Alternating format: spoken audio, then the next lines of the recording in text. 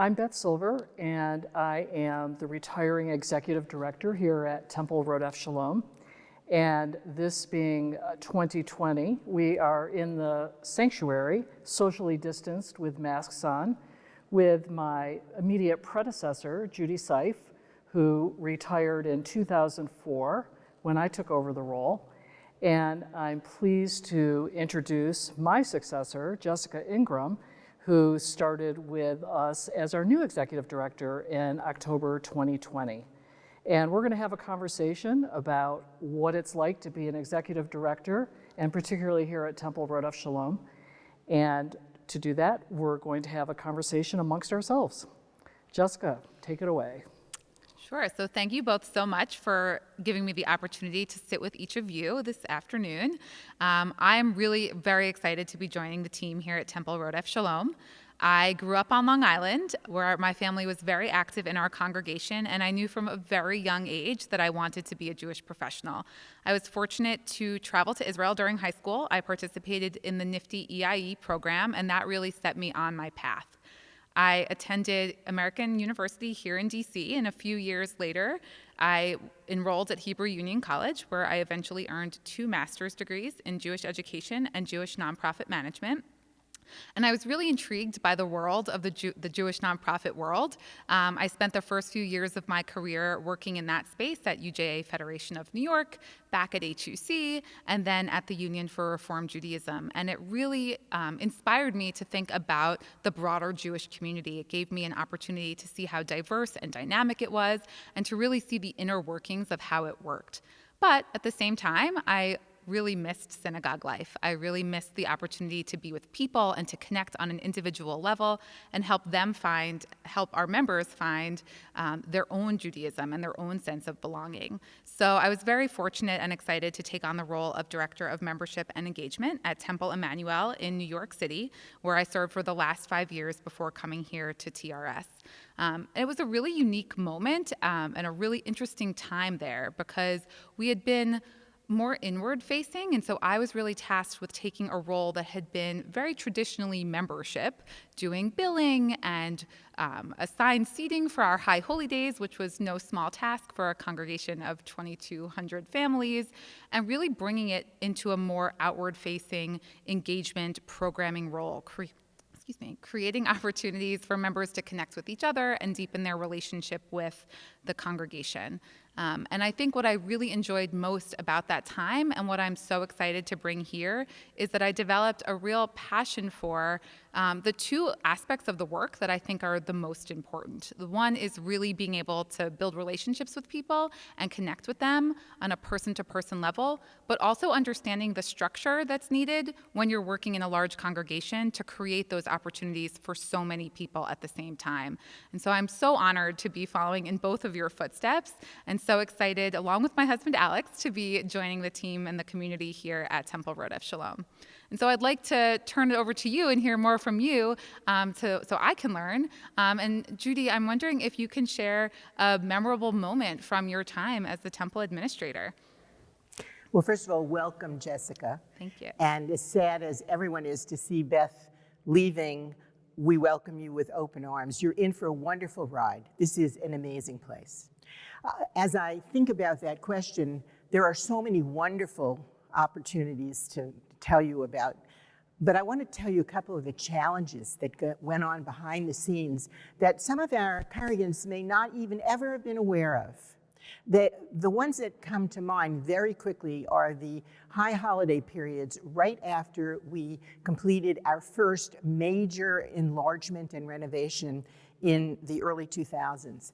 We had for 2 years been worshiping at the Westfields Conference Center, and I felt more like an event director than a temple administrator. So we were really thrilled to be back in our home. And by 2001, we really felt that we had learned how to use the space. We had enough clergy to do 2 simultaneous back-to-back services, which we had not been able to do prior to that. And we were feeling very ready just before September 11th. Our whole world changed. We were very ready for our own services, but the world around us was in disarray. We were receiving dozens of phone calls from our own congregants who were literally stranded throughout the country, had been on business trips, but the planes weren't flying. So we were trying very, very hard to find them places to worship. They felt the need to do that. We were simultaneously receiving dozens of phone calls from people stranded in the DC area, and we wanted to be warm and gracious and welcoming. It was a pretty interesting security challenge during that period. We prevailed and services went off beautifully. The following year we thought, well, all those wonderful plans and more new technology. Each year we're adding layers of ability to do things with our computers and so forth. The DC sniper happened in 2002. One of the incidences were just a couple of miles from here, and our congregants were literally panicked about getting out of their cars and walking and waiting outside the temple building. So again, we had to, at the last minute, implement a whole bunch of new strategies.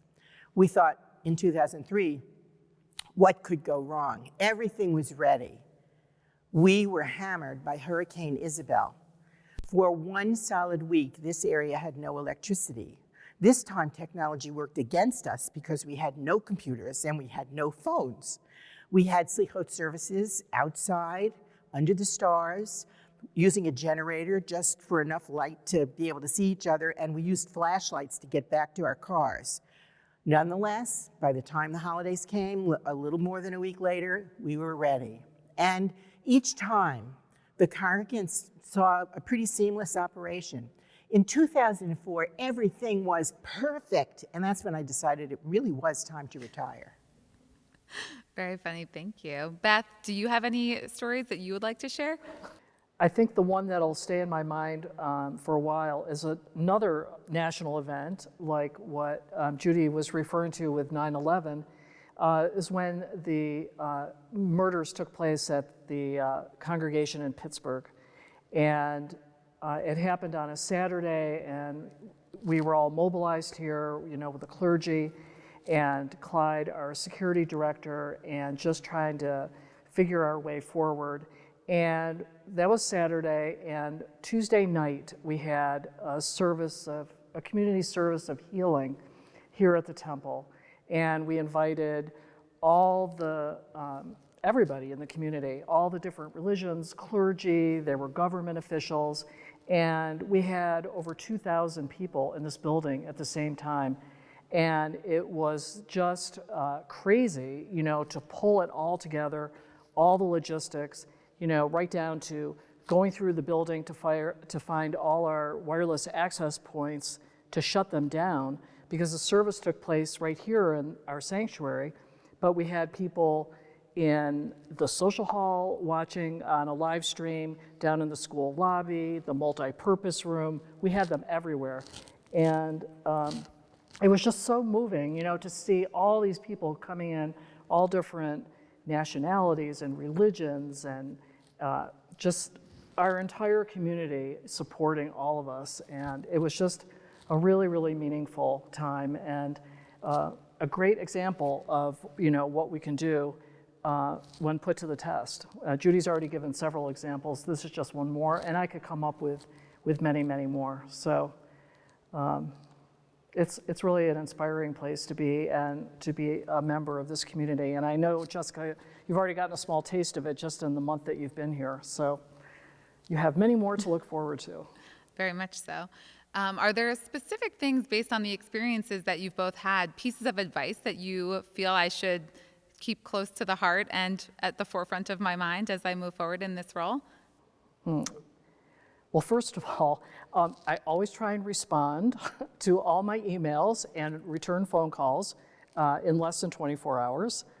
I think it's really important that we stay in touch, and that people can rely upon you, that you will get back to them quickly with an answer. And I think that the relationships that we form here and that you will form here, and I'm sure you know this from your previous positions as well, are just so important, that as we get to know each other and help each other. And to me, that's really been the best part of this job. I came to this position from corporate America, And it is just so different being in a managerial position in a congregation and in a synagogue. And, you know, people deeply care about what happens here. They really, really care, and you have to respect that and, you know, work with everyone on their level. And it just is a great feeling because you feel like you're really helping people. You know, you're really a part of their lives, you're making a difference in their lives, and that's something that I never really felt when I was selling videos in a previous lifetime. And so I would just always keep that in mind. To piggyback on what Beth is saying, I think of two words: process and collaboration. Rodef Shalom has been hugely successful, largely because we've always been able to make change, and the process or the way by which we make change has been considered just as important as what it is that we're trying to accomplish. The way you bring people along with you, whether it's change that you, Jessica, will be instituting, because you certainly will make changes over time, or whether it's something the board wants you to bring to the congregants, or whether it's something the clergy is asking that you change, the way you do it is so critical. Get everybody rowing in the same direction. Collaboration, it really makes a difference. And we, I think, at Rodef Shalom have been very successful at doing just that over the past many decades. Excellent, thank you. I appreciate all of that advice. I'm wondering if is something that you can share that you most enjoyed about your time as the temple administrator, Judy. Beth touched on it briefly when she talked about people. To me, the interaction with people was the thing that always stood out in my mind, and being able to make a difference, whether it's the individual congregant or working with the clergy or the staff or even with the wider community. There's a lot of mundane in this job. And basically, you have a staff to help you with that, but the buck stops with you. The bills have to be paid, the lights have to be on, and all of the various processes have to be in place. But it's the people part that really makes the difference. If you just concentrate on the mundane, you're operating in a vacuum. The opportunity to really feel that interaction will give you the sense of going home at night feeling you were able to make a difference in somebody's life. Beth, is there anything you wanted to add? I know you touched on some of the things that were most special to you, but is there any one thing that stands out as what you enjoy most? I think the thing I've enjoyed the most is the problem solving, of which I'm called to do quite often, and often spur of the moment, just trying to figure things out, whether it's some logistics issue or something that's broken, or a tree has fallen on something that you hold dear. It's just a never-ending puzzle pieces to put together to figure things out. I've also really enjoyed the opportunity to get to know everybody so much better and on a deeper level. I've been a member of the congregation for a long time, not as long as Judy, since 1993. And since being in this position, I've just gotten to know so many more people, and on such a deeper level, gotten to know the clergy much better and really enjoy working with them and supporting them and all that they do. And also, you know, we have a fantastic staff, and it's just been a pleasure to work with them each and every day and assist me in this problem solving. Mm-hmm. And let's not forget our board of directors, our lay leadership. Also, I think it's been a pleasure to work with. I've been really fortunate. All the presidents that I've served under over these last almost 17 years have been great to work with, and really felt the support of the board and all that we try and do here. So a lot of positives to this job. I wasn't convinced of it at first. When I was asked to apply for the position way back when, I said, oh my gosh, Judy, I can't imagine doing your job. She said, I only tell you about the bad parts. It's good, you should do it. And I have no regrets. Wonderful. And what are the things that you're most looking forward to when you hang up your executive director hat at the end of the year and return to being a member of the congregation? That's a really good question. A lot of my plans have gone down the COVID drain for right now, but once we get back to normal, I'm really looking forward to traveling, spending more time with my family. I want to take it slow because I know I'm the kind of person I will commit to all kinds of things and I'll be as busy as I was before, and that's not the point. And so just looking forward to kicking back, reading lots of books, and participating here as well. And Judy, I know you've stayed very engaged as a member in your retirement. Can you share a little bit about that? Yes, a couple of things. First of all, we too did, and hope again to do a lot of traveling and watching our family grow as grandchildren were added and being available for them, which was wonderful. But I became very involved in the wider community with services and programs that help older adults. And my experience and the fact that I was known from this position was really, really very helpful in getting involved in that. I do want to make one comment about retirement and how you feel about this. One of the things that's been wonderful is that I have felt very included.